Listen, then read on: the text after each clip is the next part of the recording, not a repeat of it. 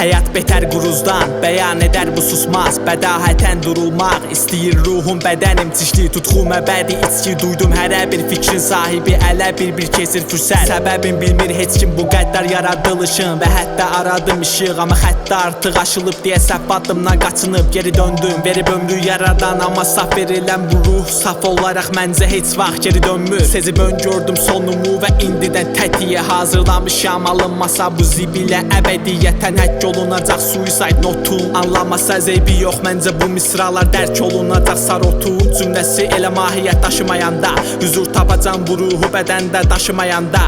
Görəsən son dəfə normal işləyib başım hayanda. Axı yaram tez sağalır mən onu qaşımayanda.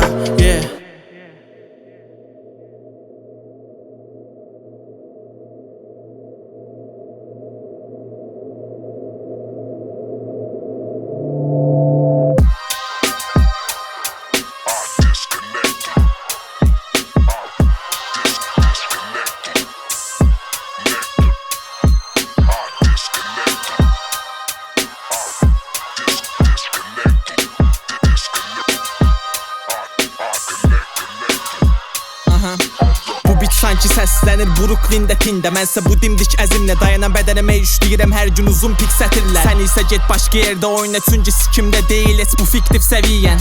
Yazan qələmim hər rəmi, nə dəli, nə fəli məlim, nə qəti qərarlı səfil, nə dərdli qərib, nə qədər həriflər gəlib qarşıma. Mən dəlib keçmişəm, bədəli var hər səhvin ödətli. Məməlli ədəbi əsər yazıram, sanki adımsa çələbə fəlliyib dəbərili. Vurub olmuşu onqa göydə bu yəki və dərin təfəkkür sahibi deyili. Nə fərqi var bizi dinləyənlər götdü başlı deyil. Əsəbi olduğumu düşünür yanımdakı əcnəbi qız. Əsil üzümü görəcək gecə ruhum nəşəli. Keçirirəm xəncəri böyrünə yazıb tüttürən təkəri. Astral səyahət edərək qırıram bu çəpəri.